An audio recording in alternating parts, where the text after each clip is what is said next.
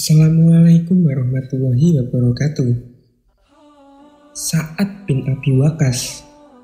Sa'ad bin Abi Waqqas memiliki peran dan kontribusi yang besar dalam dakwah Islam.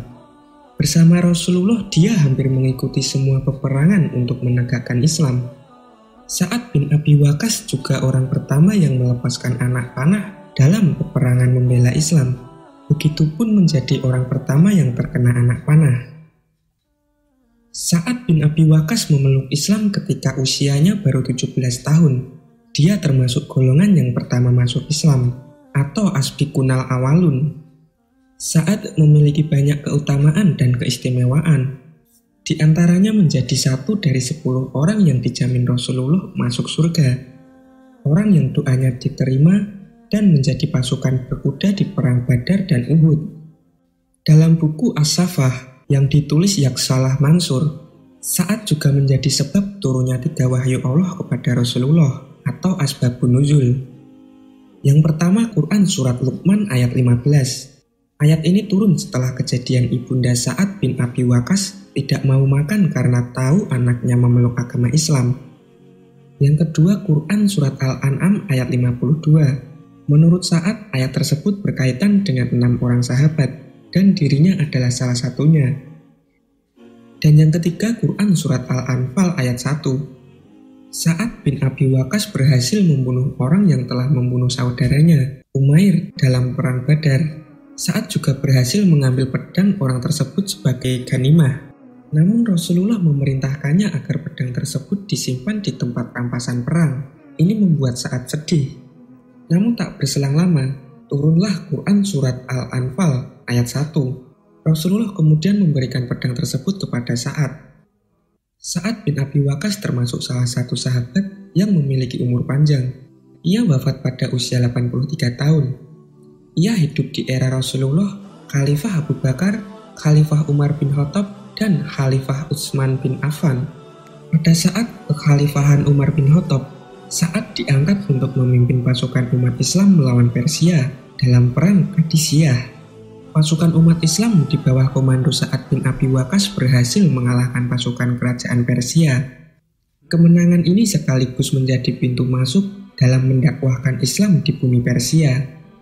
Sementara pada masa kekhalifahan Utsman bin Affan, Sa'ad bin Abi Waqqas ditugaskan untuk memimpin delegasi ke Cina. Dalam buku Perkembangan Islam di Tiongkok yang ditulis Ibrahim Tianjingma, ini menjadi tonggak pertama dakwah Islam di negeri tirai bambu. Sebetulnya ada banyak versi tentang awal dan proses masuknya Islam ke Cina. Ada yang menyebut Islam ke Cina dibawa oleh sahabat Rasulullah yang menetap di Abyssinia atau Ethiopia setelah hijrah yang pertama. Mereka menetap di sana dan tidak kembali lagi ke Mekah setelah peristiwa hijrah itu. Kemudian beberapa tahun setelahnya, mereka berlayar dari Abyssinia ke Cina untuk mendakwahkan Islam. Ada juga yang menyebut kalau Islam ke Cina dibawa oleh Sa'ad bin Abi Waqqas. Hampir sama dengan versi yang pertama. Sa'ad bin Abi Waqqas berlayar dari Abyssinia ke Cina untuk menyebarkan Islam pada tahun 616 Masehi.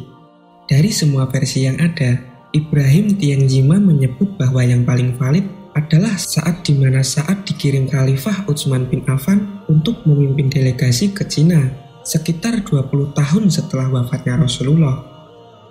Dalam buku History of China karya Ivan Thaniputra, rombongan muslim itu diterima dengan baik oleh Kaisar Yonghui dari dinasti Tang. Kaisar Cina juga menunjukkan toleransinya. Dia memperbolehkan delegasi umat Islam tersebut tidak melakukan tradisi penyembahan di hadapan Kaisar. Sang Kaisar paham bahwa umat Islam tidak melakukan penyembahan terhadap manusia. Tidak hanya itu, sang Kaisar Cina juga mengizinkan delegasi yang dipimpin Sa'ad bin Abi Waqqas itu untuk mendirikan tempat ibadah atau masjid. Maka dibangunlah sebuah masjid agung pada 742 Masehi. Masjid itu bernama Masjid Huaiseng atau dikenal dengan Masjid Sa'ad bin Abi Waqqas di Provinsi Guangzhou.